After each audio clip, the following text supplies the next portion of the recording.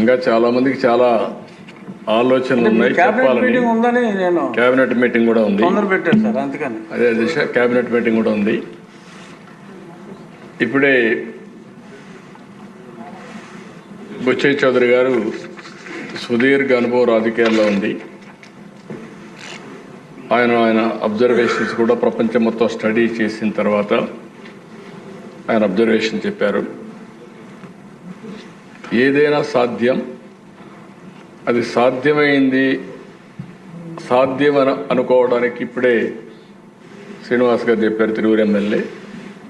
మన దగ్గర కొన్ని ప్రూఫ్ ఆఫ్ కాన్సెప్ట్స్ ఉన్నాయి. Hyderabad is a proof of concept.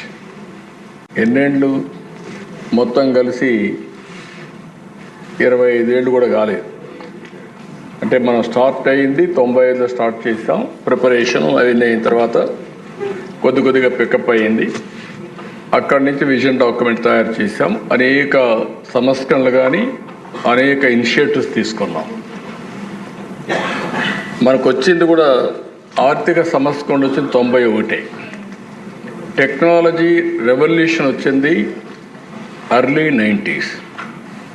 Internet revolution bill gates innovate చేసింది 91, 92 ఆ ప్రాంతంలో వచ్చాడు. మనం 95 నుంచి మనం కూడా స్టార్ట్ చేసాం.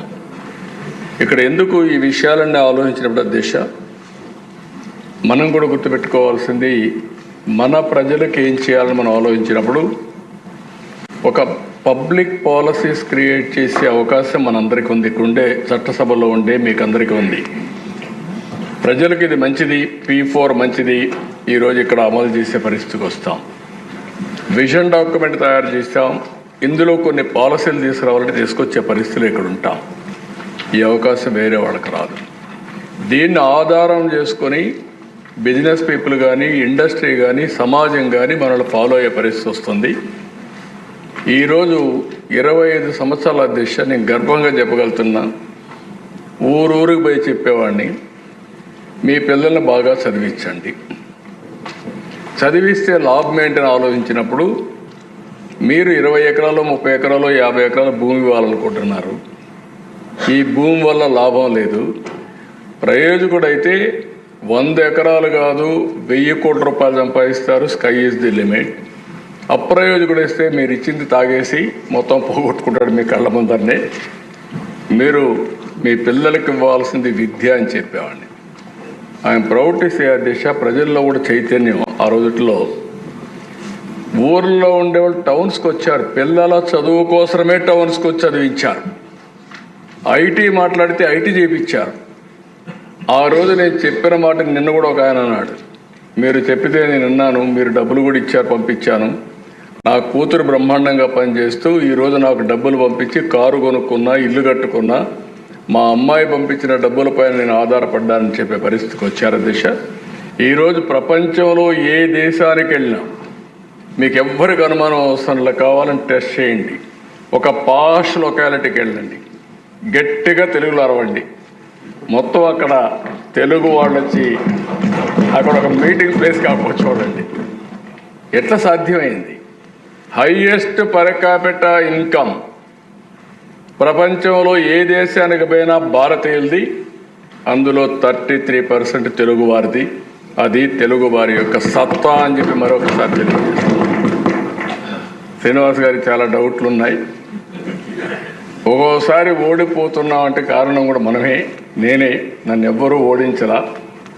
2004, 2019 నాకు కూడా అబ్సెషన్. పని పని పని అని పరిగెత్తాను. ఇది సాధించాలి, ఇది సాధించాలని.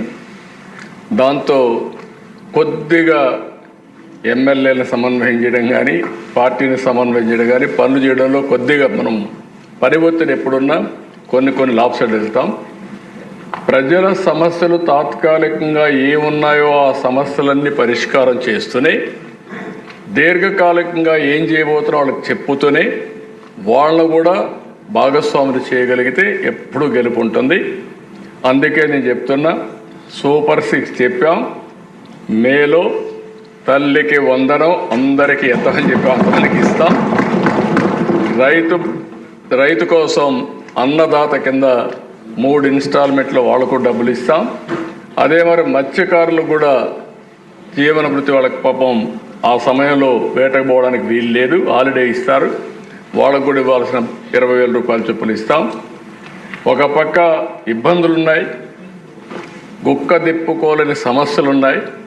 కానీ ఆ రోజు మనం ఏది చెప్పామో అవి చేస్తూనే ఇవన్నీ చేయాలంటే మళ్ళా సంపద సృష్టించాలి, ఆదాయం పెంచాలి, మళ్ళీ ఆదాయాన్ని కొంత సంక్షేమానికి ఖర్చు పెట్టాలి, మళ్ళీ ఆ డబ్బులు సంపద సృష్టించడానికి పెట్టాల్సిన అవసరం ఉంది.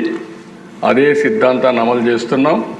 నా ఆలోచన ఒకటే, మనం శాశ్వతం కాదు, సమాజం శాశ్వతం. ఈరోజు చేసే పని భావితరాల భవిష్యత్తుని సృష్టిస్తుందని చెప్పి కూడా నేను మీకు తెలియజేసుకుంటూ, నా కళ ఒకటే, నా ఆలోచన ఒకటే. మళ్ళీ మిమ్మల్ని అందరినీ కోరుతున్నా, సహకరించండి. ప్రధానమంత్రి గారు వికసిత భారత్ పనిచేస్తున్నారు. మనం స్వర్ణాంధ్రప్రదేశ్ కోసం పనిచేద్దాం.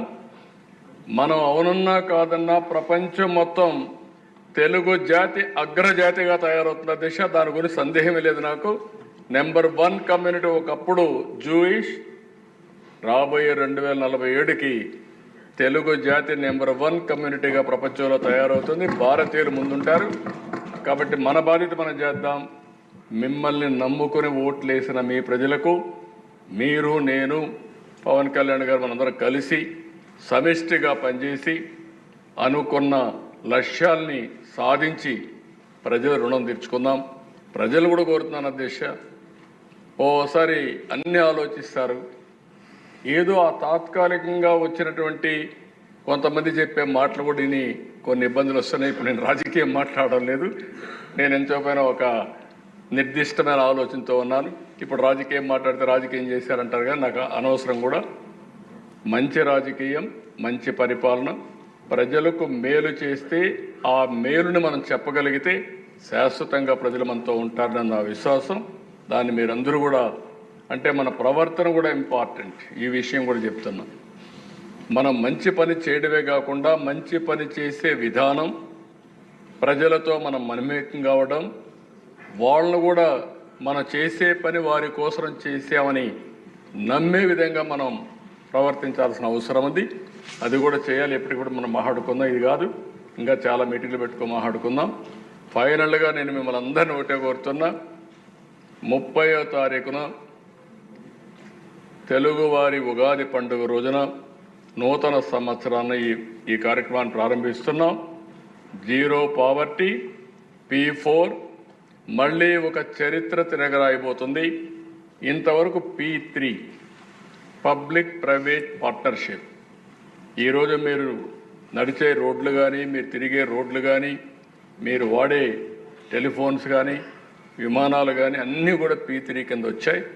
సంపద సృష్టించాం. బుచ్చిజోరు గారు చెప్పినట్టు ఆదాయం కొంతమంది చేతల్లోకి వెళ్ళింది. చాలామంది జీవన ప్రమాణాలు లేకుండా, సరైన ఆహారం లేకుండా, ఆరోగ్యం లేకుండా అవసరపడే పరిస్థితి వచ్చారు. సమగ్రంగా అభివృద్ధి చేయడం మన బాధ్యత. అందుకనే జీరో పావర్టీ, P4 ఆర్థిక అసమానతను తగ్గించగలిగి మెరుగైన జీవన ప్రమాణాలు ఇవ్వగలిగితే దానికంటే రాజకీయం ఇంకోటి లేదు.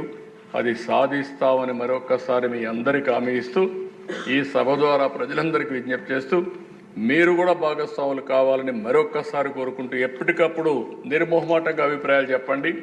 మీ యాస్పిరేషన్స్ ఉంటాయి. ఒకే రోజు అన్ని యాస్పిరేషన్స్ తీర్చలేం. కానీ రోజు రోజుకు మీ పరిస్థితులు బాగుపడుతున్నాయా లేదా ఆలోచించుకుని పూర్తిగా ఆశీర్వదించవలసిందిగా ప్రజలందరినీ కోరుకుంటూ మీ దగ్గర సెలవు తీసుకుంటున్నాను. మరింత స్ఫూర్తినిచ్చేలా ముఖ్యమంత్రి గారిని ప్రేరేపించిన పెద్దలు బుచ్చయ్య గారికి, కోలికపూడి గారికి ధన్యవాదాలు తెలియజేసుకుంటూ, సభ్యులందరికీ మనవి, రేపు మధ్యాహ్నం 3 గంటల నుంచి ఆటల పోటీలు ప్రారంభమవుతాయి. కాబట్టి ట్రాక్ సూటు, టీషర్టు, క్యాప్స్ అన్నీ పైన MS సెక్షన్లో ఉన్నాయి. అందరూ అక్కడికి వెళ్ళి తీసుకోవాలని చెప్పి కోరుకుంటూ, అందరూ ఆటల్లో పాల్గొవాలి. అలాగే రేపు టీ బ్రేక్ సమయంలో ఫోటోషూట్లో, సార్ ముఖ్యమంత్రి గారు ఫోటోషూట్లో తమరు అందరూ పాల్గొంటారు. తమరు, పవన్ కళ్యాణ్ గారు ఖచ్చితంగా ఉండాలి అని చెప్పి ఢిల్లీ తర్వాత వెళ్తారమ్మా, ఫోటో తర్వాత వెళ్తారు. ఇక్కడేనండి, మీరు ఢిల్లీ ఎప్పుడు బయలుదేరుతారో చెప్తే ఎర్లీ అంటే ఎర్లీ పెట్టు. టీ బ్రేక్ అని అనుకున్నాం సార్. టీ బ్రేక్ 5 నిమిషాలు అటు ఇటు అవ్వచ్చు. ఇప్పుడు ఎవరో సడన్గా వేలుతున్నారు కదా, అంటే around between 11-11:15. 11 okay sir. So 11 o'clockకి గౌరవ ముఖ్యమంత్రి గారు, ఉప ముఖ్యమంత్రి గారితో మనందరికీ ఫోటో షూట్. ఇందాక నెట్వర్క్ గురించి ముఖ్యమంత్రి గారు అన్నారు. మా సెక్రటరీ జనరల్ గారు నెట్వర్క్ అంతా మీరిచ్చిన నెట్వర్కే, ఆ సెక్యూర్డ్ నెట్వర్క్లో భాగంగా ఉంది కాబట్టి ఆ బాధ్యత, ఆ అంతరాయం మా వలన కాదని చెప్పి తెలియజేసుకుంటూ ఈనాటి సమావేశం ఇంతటితో ముగిసింది. తిరిగి మంగళవారం 18th ఉదయం 9 గంటలకి కలుద్దాం.